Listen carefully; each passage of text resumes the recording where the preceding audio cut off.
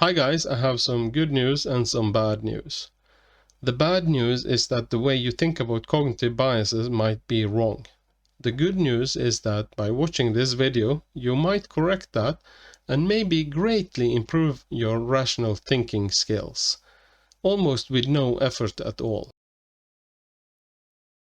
The misconception I'm talking about is that cognitive biases are errors or mistakes in thinking. Also, you might think that biases are something that some people do. These are both wrong. Cognitive biases might sometimes lead to mistakes, but they are not the mistakes themselves, and everybody do have biases.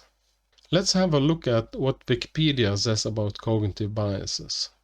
A cognitive bias is a systematic pattern of deviation from norm or rationality in judgment. Systematic means that it's part of the system, in contrast to systemic, which would indicate something that occurs as a consequence of the system, but is not part of the system. In this case, cognitive biases is part of the system. Deviation means just that it differs. I don't agree with the use of the norm or rationality. I will comment on this later. Let's continue. Individuals create their own subjective reality from their perception of the input. An individual's construction of reality, not the objective input, may dictate their behavior in the world. I think this alludes to the difference I have mentioned in earlier videos between the phenomena as it appears in consciousness and the sensory stimuli that is triggered by events in the external reality. Like the rabbit-duck picture. Someone who has a lot of experience with rabbits will most likely see the picture as a rabbit and not as a duck, the first time they see it. Thus, cognitive biases may sometimes lead to perceptual distortion, inaccurate judgment, illogical interpretation, or what is broadly called irrationality. Note the sometimes in this sentence. Cognitive biases sometimes leads to this effect, not always. While cognitive biases may initially appear to be negative, they can actually help humans identify similarities and create shortcuts to navigate through common situations. So, biases can be helpful and assisting. Some cognitive biases are presumably adaptive.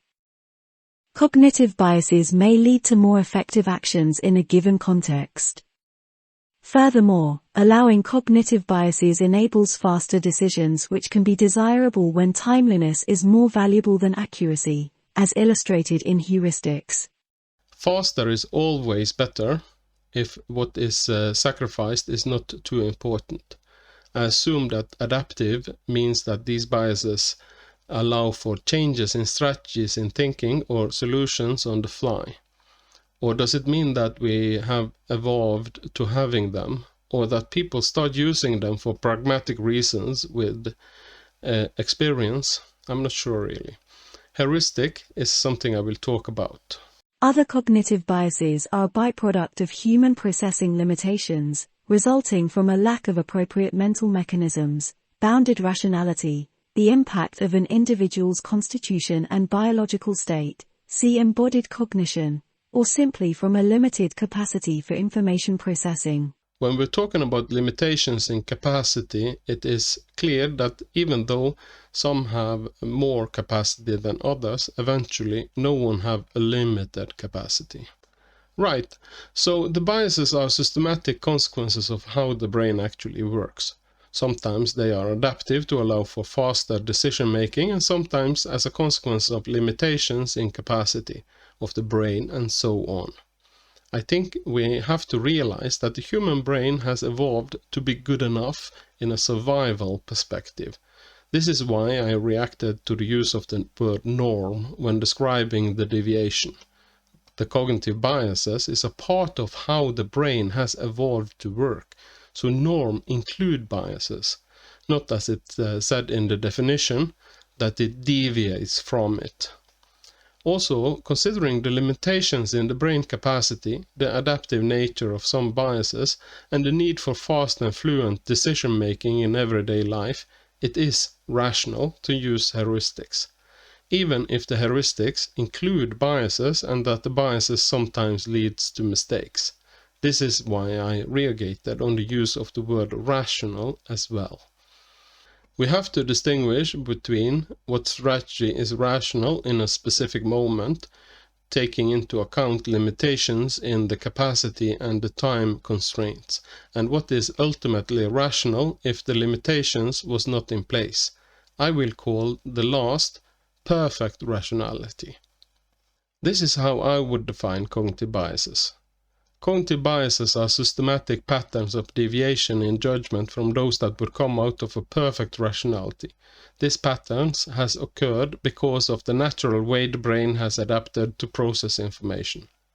I want to talk more about the misconception that biases are errors.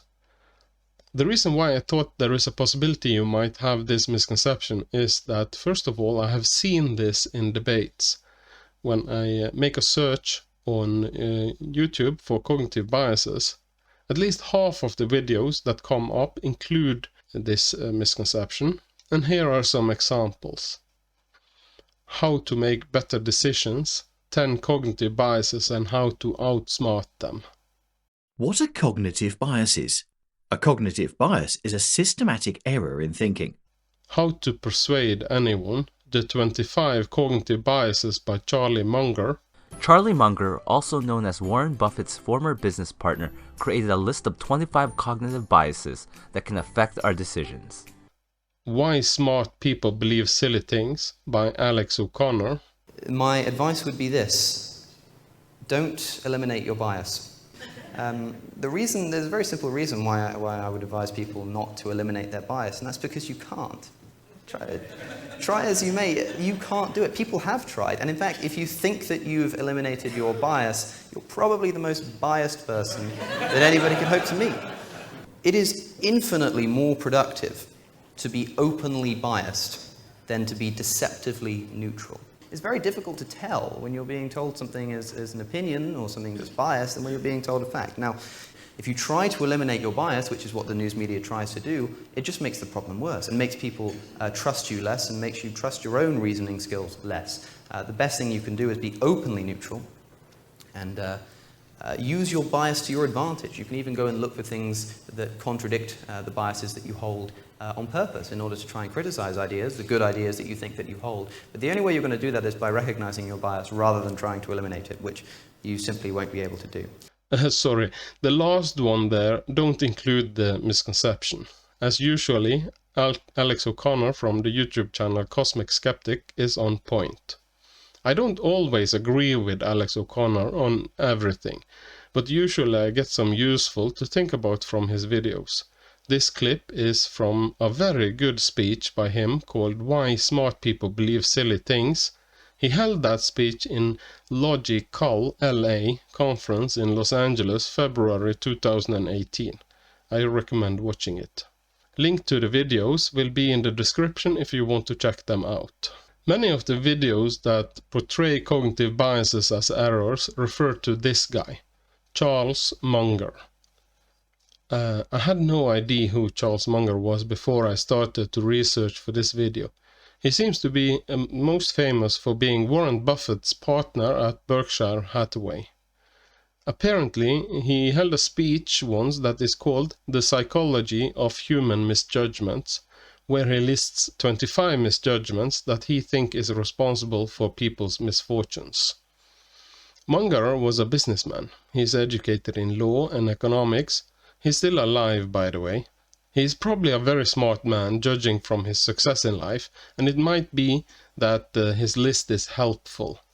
But the term cognitive biases was introduced by the Israeli cognitive and mathematical psychologist Amos Nathan Tversky and the Israeli-American psychologist and economist Daniel Kahneman in 1972. Even though cognitive biases sometimes leads to misjudgments, it's unfortunate that this mistake continues to being spread on the internet. About the videos. Using the word cognitive biases referring to misjudgments, I think it is a case that the video creators is trying to leech authority from proper science to bolster the credibility of their own ideas, which is not scientific. This is called pseudoscience. I also will leave a link to Charles Munger's speech in the description, but as I have hinted at, my advice is to rather spend time researching the actual findings of cognitive psychology and learn more about that instead. So how do the brain work? The thing is, even though human thinking are biased, we are capable of recognizing a more perfect rationality. The problem is that it is cumbersome and often it has to be learned. There are multiple theories explaining aspects of what humans are doing when we are thinking normally that lead to the biases. I will list the ones that is included in the Wikipedia article about cognitive biases. Since it contains some technical jargon, I will try to also explain them in my own words. The first is bounded rationality. Bounded rationality is the idea that rationality is limited when individuals make decisions, and under these limitations, rational individuals will select a decision that is satisfactory rather than optimal. As an example, I think this is some of what is wrong with state ownership of businesses. When a bureaucrat is making decisions on behalf of society and the public, it might be more important for them not to make bad decisions, making a fool out of themselves, than it is to make an optimal decision. But remember that this also affects all of us in everyday life. Also, when decisions are made to satisfy a board or a budget or something rather than because it's the best solution, this is called satisficing. Satisficing is a type of heuristics. The second is attribute substitution. Attribute substitution is a psychological process thought to underlie a number of cognitive biases and perceptual illusions. It occurs when an individual has to make a judgment of a target attribute that is computationally complex, and instead substitutes a more easily calculated heuristic attribute. Here I think an example can be like with Brexit, or that kind of thing. Instead of thinking about whether it is the best for the country to stay or leave the European Union, which is a super complicated question, far above a normal citizen's ability to judge, one substitute the question with what one feels exemplary about the people in the rest of Europe, or something like this, or even just the French. It is okay to go with gut feeling when the question is too complex to compute, right? Sometimes it seems that the more complex a question is, the surer people is that their personal opinion is correct. Attribution. Attribution is a term used in psychology which deals with how individuals perceive the causes of everyday experience as being either external or internal. This one I think is quite straightforward. External or internal, but it seems that it depends on factors like mood and so on. One attribute causes only to one of them. In general, the most tend to attribute positive events to internal factors and negative events to external factors. If we win, it was due to skill and training, and if we lose, it was bad luck or the weather or something else that we don't have control over. Cognitive dissonance. This one is more complicated. In the field of psychology, cognitive dissonance is the perception of contradictory information and the mental toll of it. Cognitive dissonance leads to stress. According to this theory, when two actions or ideas are not psychologically consistent with each other, people do all in their power to change them until they become consistent. The discomfort is triggered by the person's belief clashing with new information perceived, wherein the individual tries to find a way to resolve the contradiction to reduce their discomfort. So let's say someone that is a romantic and believes that their parents' love is pure and eternal. Then they find out that one of them had a secret lover on the side all the time. This could lead them into a crisis, even in their own relationship. but they rather go into full denial about the whole thing, even with the confessions from both parents. I think this was a film plot. If someone remember what film this was from, please write it in the commentary section. They rather choose to think everybody is lying about it than to accept the facts. This is to conserve the perspective of romantic eternal love. Emotional and moral motivations, deriving exemplary from the two-factor theory of emotion and others. The two-factor theory of emotion states that emotion is based on two factors, physiological arousal and cognitive label. According to the theory, when an emotion is felt, a physiological arousal occurs, and the person uses the immediate environment to search for emotional cues to label the physiological arousal. This can sometimes cause misinterpretations of emotions based on the body's physiological state. When the brain does not know why it feels an emotion, it relies on external stimulation for cues on how to label the emotion. You have probably heard about the experiments on misattribution of arousal. Experiments show that sometimes getting scared can be misinterpreted as being attracted to someone, when one doesn't know why one got scared. There has also been done experiments with chemical-induced arousal, where the, let's say, victims in this case has interpreted chemical-induced arousal to being caused by something in the vicinity when the arousal was being felt. This might also be why sometimes we feel the urge to hit the cupboard door when we knock our head on it, or kick the chair when we stump our toe. Introspection illusion. The introspection illusion is a cognitive bias in which people wrongly think they have direct insight into the origins of their mental states, while treating others' introspections as unreliable. Mental state is defined different in psychology than in colloquial language. This is how mental state is defined in psychology. Mental state, or a mental property, is a state of mind of a person. Mental states comprise a diverse class, including perception, pain experience, belief, desire, intention, emotion, and memory. So note that a mental state can also be a belief, and intention, or a memory. According to introspection illusion, we think we, ourselves, know why we believe and intend certain things, but we suspect that others don't. And therefore, we have a tendency to think that we know better why others think and act like they do than even themselves. Social influence. We adapt our beliefs according to our relation to groups, individuals, for good and bad. Noisy information processing distortion during storage and retrieval from memory. We have a strong tendency to overestimate the reliability of our own memory and to believe that our memory is better than others.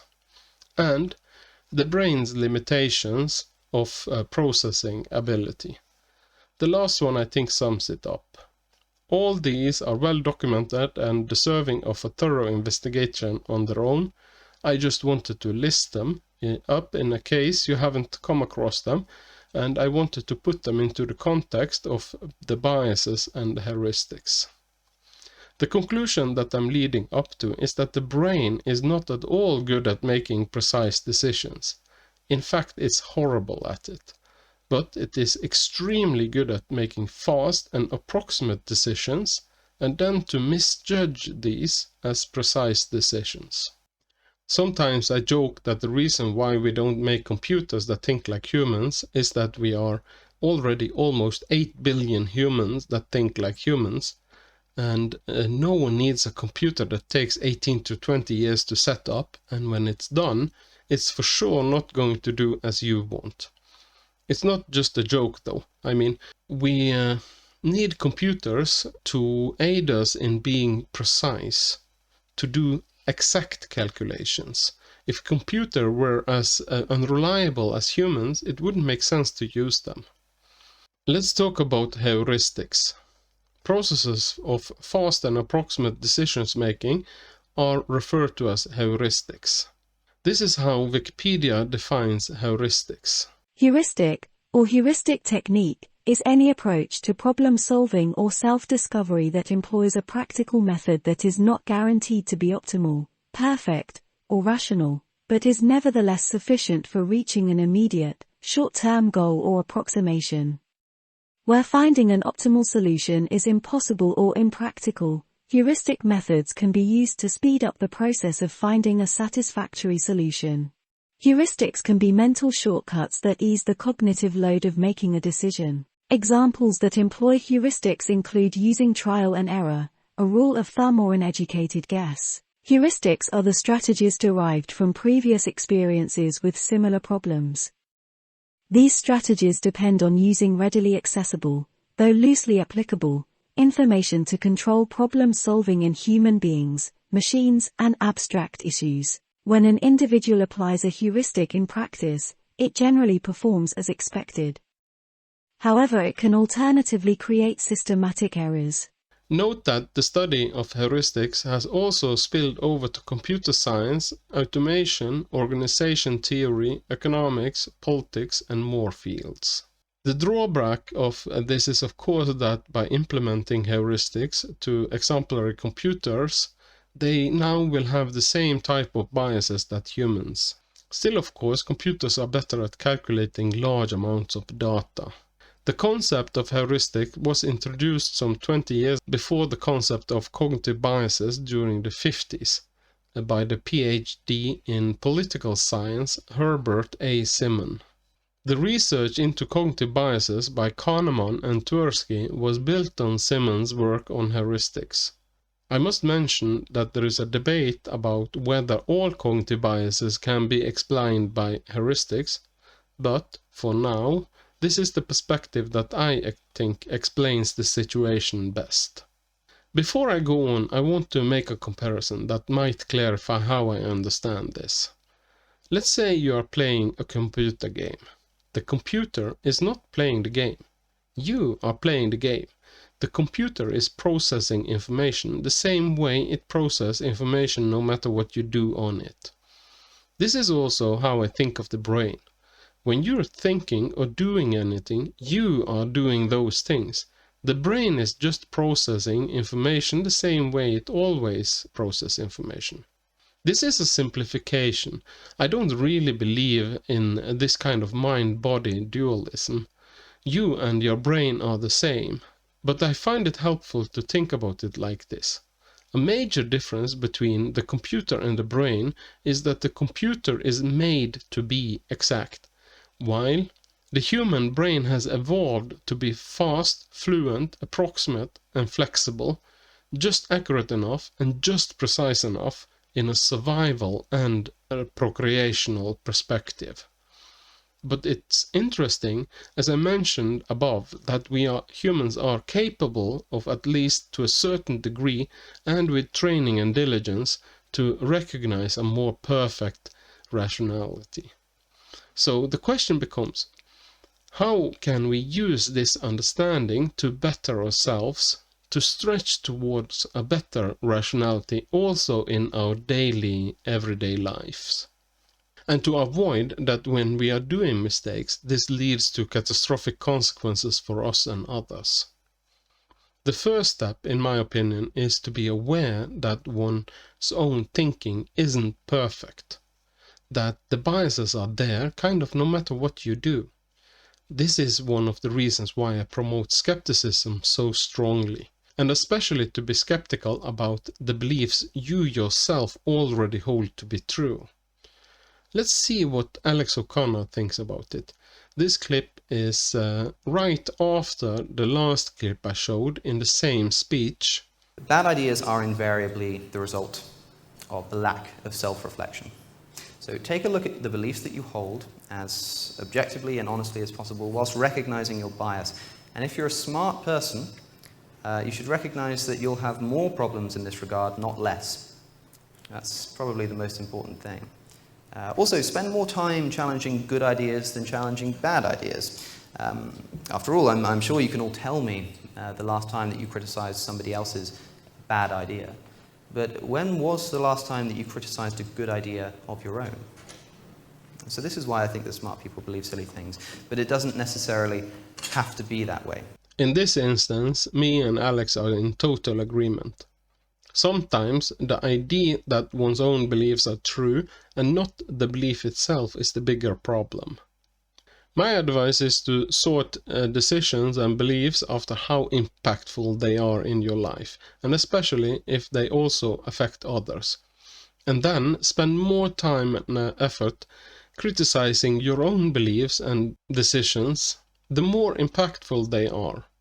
Like when you are on the beach and need a sun hat, you just pick up the first hat that prevents you from getting burnt. But if you oversee buying thousands of hats for a large company, you have to spend some more time investigating. I see my beliefs as being like in a network, where pieces of information is contingent on others and so on. This means that the further into the network one gets, the more impactful that information is. If the root beliefs, so to say, have errors, all beliefs that is contingent on that in the chain are likely to have errors as well. So of course one should spend more time criticizing and be more skeptical the more fundamental a piece of information is. Unfortunately, one of the most prevalent biases is confirmation bias and introspection illusion, which lead us to trust our own reasons and doubt others and so on. This is something I suspect may be affecting intelligent people to a larger degree than others. If one is used to be the smartest person in the room, it is easy to dismiss criticism without consideration and to think of one's own ideas as flawless. I like to think of critical thinking like doing quality control on my own thoughts. Today, quality control systems are implemented in most workplaces. These are routines that everybody from managers to workers on the floor must do to avoid errors from occurring, spreading, and affecting quality of work and products, both from sloppiness and from biases. If you have such a system in your workplace, this is, at least in theory, built on the research that I have talked about in this video. And they can probably be adapted to be used in your private life as well.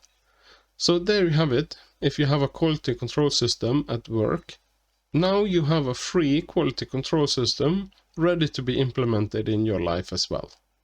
You can thank me in the commentary field. One of the most important parts of quality control systems are peer review.